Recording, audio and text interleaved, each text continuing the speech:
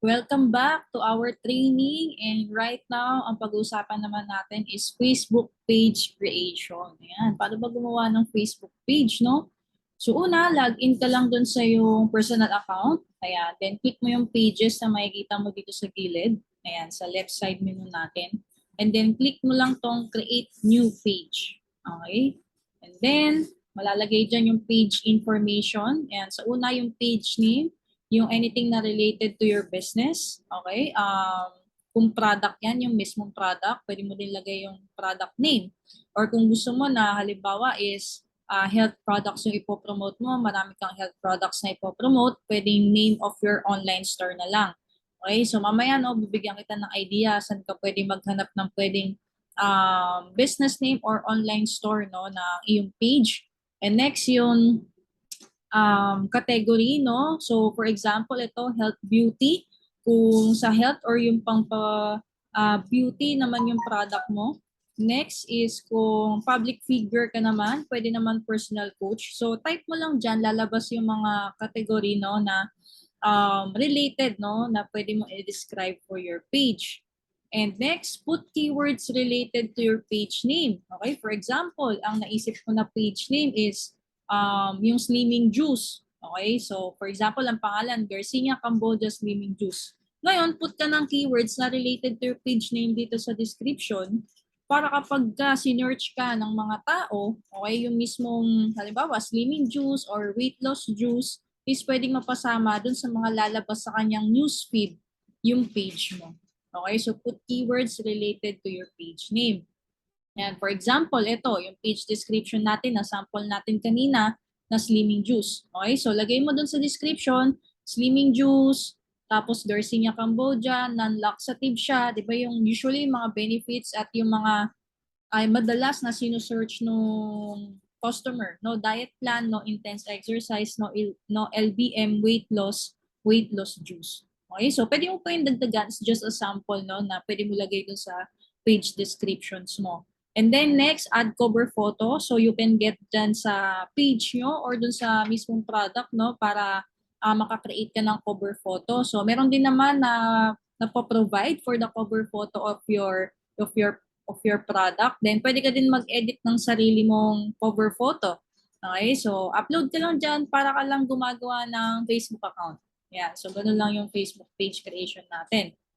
Ngayon, pwede mo i-edit yung username nung page mo. Ayan, parang ganito, no, isa sa mga page ko. So, na-edit ko yung username. Usually naman, kung ano yung pangalan ng page name, ganun din yung sa username. So, ano sila, related, no, magkadikit halos. Kasi may mga username na gamit na. So, isip ka na lang na pwedeng magkadikit dun sa page name mo. So, click mo lang tong edit page info para mabago mo siya. Tapos makikita mo tong username, type ka lang dyan ng username, okay? Para dun sa Facebook page mo. Yan. And then next, pwede mo invite yung mga friends mo to like your page. Click mo lang yung tatlong button sa baba. Ayan, yung tabi ng picture, no? Tapos makikita ka dito like, tapos invite friends. Ito yung click mo, yung invite friends para ma-invite mo yung mga friends mo to like your page. And then, ganyan, pwede ka mag-select 50 persons per batch, no? I do not recommend na select all kasi na-try ko na before na medyo nag-error siya. So, kailangan manually mo talaga siyang i-select. So, ako ginagawa ko is minsan 20 to 30 na ganito na select, tapos mag-send invites ako, no? So, you can select siguro mga, you can try at up to 50 persons per batch. So, after nung first 50, so ganun ulit, click mo ulit yung invite friends. So, invite mo sila. Ayan. So ngayon, ang gagawin natin, secure your page from negativity. Okay? So yung mga negative comments, yan, yung mga negative emoji, reaction, so pwede siya. Yan. So click ka lang ulit dito sa left side menu, dito sa manage page, tapos click mo tong settings. Okay? Yan. Tapos makikita mo dun dun sa settings mo is yung profanity filter. Ang default niya is naka-off, meaning naka-uncheck siya, parang naka-gray out. Kailangan mo lang siyang i-check. So, kailangan naka-blue check yan. Tapos, click mo lang yung save sa baba. No? Ang purpose nito, sabi dito, no, you can choose to hide posts and comments with profanity from your page. No? Facebook will hide most commonly reported offensive words and phrases. So, tutulungan ka niya, di ba, na ma-hide yung mga posts or comments na offensive. Ayan, so yun yung pinaka-main purpose ng profanity filter. So, kailangan mo siyang i-turn on. Tapos next, magkatabi lang to, usually, yung content moderation. Ito naman, binablock niya yung mga words from your page. No? So, magta-type ka lang dyan ng phrase, tapos, click mo lang tong add. Okay? So, for example, scammer. So, isip ka ng mga words or negative words na usually ginagamit ng mga prospects or customers kasi di naman natin maiwasan yung mga troll, di ba? Yung mga walang magawa sa buhay, tapos magko-comment ng kung ano-ano dun sa page mo ng mga negativity na hindi totoo yan, scammer, scam, ganyan. Lalo na kung business opportunity yung pinopromote mo, no? So, click mo lang yung ad. Ayan. So, ito na yung nagawa ko. Marami na akong nalagay. So, like, manloloko, Ponzi, networking, scam, scammer. So, kung meron ka pang ibang naisip, pwede ka pang mag-add. Then, click mo lang yung save. And by the way, pwede ka rin mag-set ng mga emoji. Click mo lang tong smile circle, no? Para para ma-filter din yung mga negative emoji like yung angry, sad face. Ayan, pwede mo din siya ilagay dito sa content moderation. Ayan, so next, what to post in the page. So mamaya no, maglalagay tayo ng live demo sa pag-create natin ng page.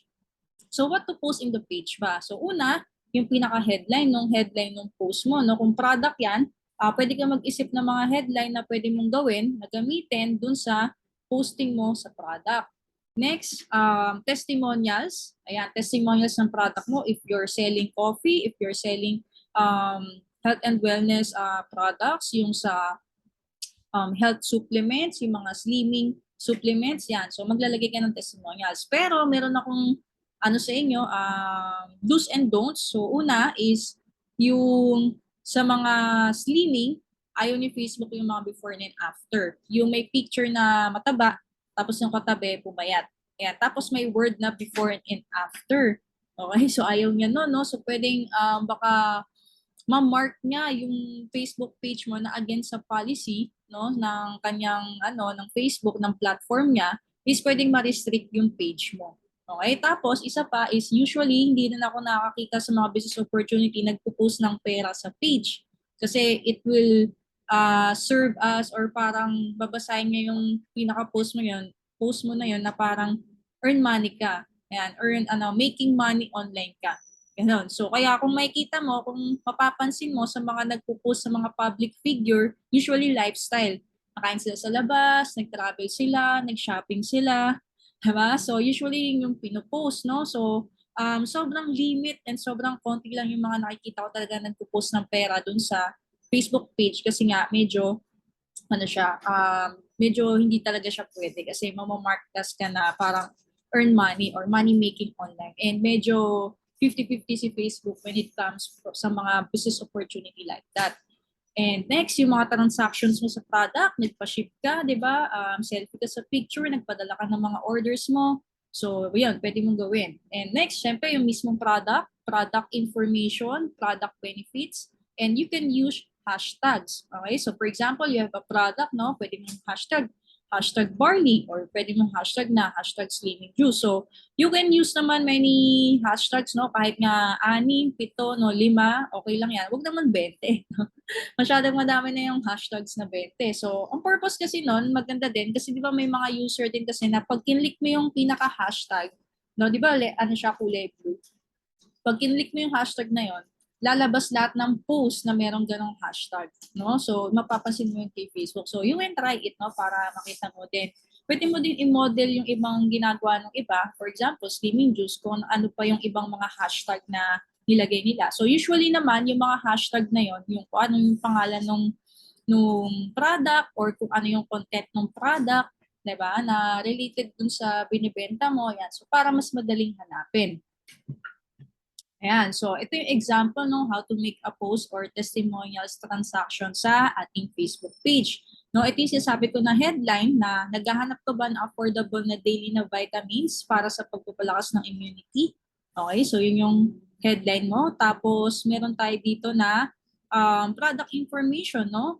Non-acidic vitamin C, zinc at vitamin D, D3, immunity, plus meron pang malunggay. Okay, then benefit, and then you can put something call to action like message me for orders, tapos yung hashtag natin, di ba?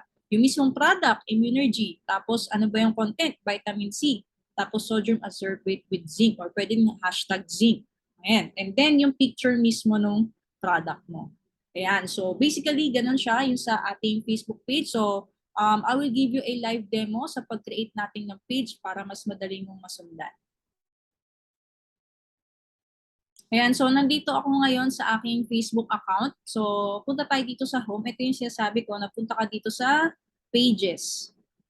Okay? Then punta ka sa pages, tapos create new page. Yan. So dito yung page name is yung name ng online store mo or ng product mo. Tapos yung category. No? So pwede mong type health. Ayan, health and beauty, health and wellness website, health food store. So madami. Mental health service. Ayan. So kung public figure ka naman, public figure, coach. Ayan, personal coach, coach. Ayan, di ba? Okay, so yun. Basta kung ano yung naisip mong category, so pili ka lang, type mo lang dyan. Yan, so tapos yung description, sabi natin kanina, yung mga benefits, di ba? So sabi natin kanina kung ang page name mo is Slimming Juice. Slimming Juice Garcinia. Yan, so Slimming Juice, tapos weight loss juice, non-laxative, no intense exercise. Ayan, so for example, ganyan description, you can add up naman doon sa ating description. Ayan, tapos yung category natin, health and beauty. Ayan, tapos create page ka lang. Okay, so after nyan, pag naka-create page ka na, no, mapupunta ka dun sa mismong page mo, palitan mo lang tong cover photo tsaka yung profile picture mo. Okay, so punta tayo dito sa nagawa ko ng page. Ayan, so this is my page. Ayan. So sabi natin, papalitan natin tong username, di ba? So punta ka dito sa edit page info. Ayan. Tapos itong username lang. Ayan. So usually related lang dun sa kung ano yung pangalan mo. Actually kasi yung meron na kasi akong username na Rona May Justin lang. Ayan, yun yung mismong profile ko. So kaya RJVPH na lang kasi RJV tapos taga Pilipinas ako. So yan. And then yung description ko is kung ano yung nagde-describe para sa akin. So pwede mo lagay dyan sa description. Okay, so eto pwede mo ding i-edit to yung sa contact number, no? So ikaw na bahala. Ayan, pati yung email, pati yung location mo. Ayan, so pwede mo din siyang i-edit. Yan, always open. Okay, so next, yung sabi natin kanina, after mo dyan is pwede mong palike yung mismo mong page. Okay? Punta ka lang dito sa home, tapos ito, click mo tong tatlong dot. Ayan, then invite friends. Ayan. So yan, no, click ka lang ng ganyan. Tapos send invites. Okay, so yan yung pwede mong gawin. So yan, tapos send invites lang. Ayun, so invite send. So kada batch na sinabi ko sa'yo kanina, click mo lang siya. Okay? Yan, so next, after natin ma-invite yung friends natin, profile picture, ganun lang, para ka lang nag-upload sa Facebook mo. Click mo lang to, no? Yan, so para makapag-edit profile picture ka, tapos ito din, click mo lang yung edit para makapag-upload photo ka ng yung cover photo. Yan, so sa mga susunod na video, tuturuan ko kayo paano mag-edit ng cover photo. Ayan, so ano yung mga pwede natin gamitin na tools. Next, yung from negativity, di ba? Na mga comments. So, click mo yung settings, sabi ko kanina, and ito, general.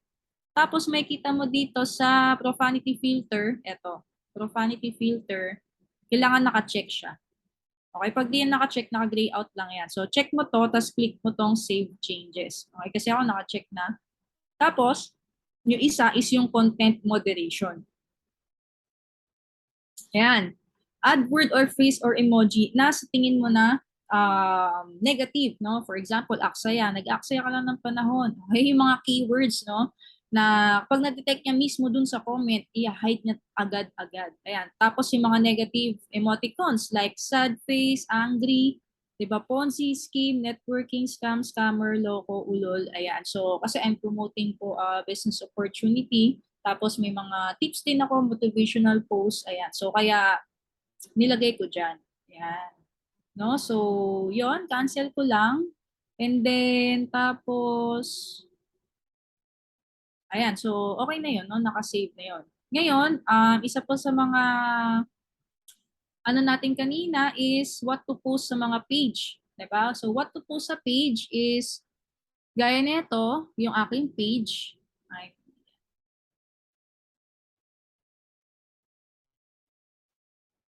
yan, wala ito yung page ko, no? Dito sa page ko,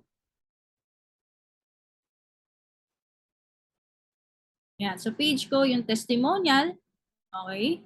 And then yung nagpadala ako ng product, ayan. So actually ako nagpo-post ng mga pera-pera dito. And then yung benefits, ayan. Yan, tapos yung gumamit ka ng product, 'di ba? Tapos mga testimonials. So you can copy paste naman. Ayan. So usually all goods naman yung mga napo-post ko kay Facebook, no, with regards of this Facebook page ko. And then meron din akong iba pang example like ito sa isa sa mga distributors din namin. Ayan. So testimonies, product benefits, okay? Ayan, shipments. Ayan. Tapos, ito pa, no, tungkol sa bones. Okay, anong benefit niyang product mo sa bones? So, something like that. Ayan. So, usually, ganun lang naman talaga yung mga pinupost sa page natin. And isa pa na pwede kong mabigay na tips sa inyo kung nahihirapan kayo mag-isip ng name nyo sa page, no? Halimbawa, yung online store nyo. Naisip nyo online store na lang instead of business name kasi gusto nyo marami kayong ilagay na product dyan, no? Sa page nyo. So, type nyo lang tong business name generator sa Google.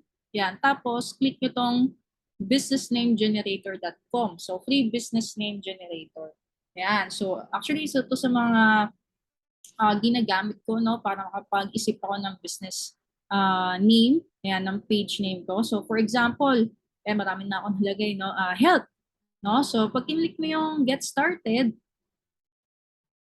yan. So, lalabas lahat yung mga pwede mong magamit, no, sa for your Facebook page. So, for example, ito, Healthology. Okay? So, pwede nating i-search yan, yung Healthology kung meron na. Diba? Kung meron kang kapareho. Yan. So, check natin. Ayan, meron na, no? Healthology PH, Healthology. So, kung meron na, mas maganda, ikaw yung pinaka-unique. So, pili ka lang dyan. Ito, Health 3. Health 3. Yan. So, try natin, ha. Yan. Ano yung Health 3? Health 3. Ayan, so mukhang wala pa, no? Pag kinlik mo tong pages, ayan, so healthy lang, puro healthy. Wala pa yung health 3. Okay, so pwede mo siyang magamit yung health 3, no? So, for example, ang business mo naman is, tingnan natin yung sa pagkain, milk tea. Ayan, no? So, marami pala. Brew Royal, Tea Hello, Blue Sloot. So, magagamit mo din to sa iba't ibang business, no? So, hindi lang pang health and wellness. Ayan, so you can explore this. So ito yung usually kong ginagamit for pagka nahirapan ako mag-isip for business name idea. So punta ka lang dito sa business name generator. Okay, so yun lang guys, no? And I hope, no, marami po akong naitulong sa inyo today for our Facebook page creation. So see you on our next video training.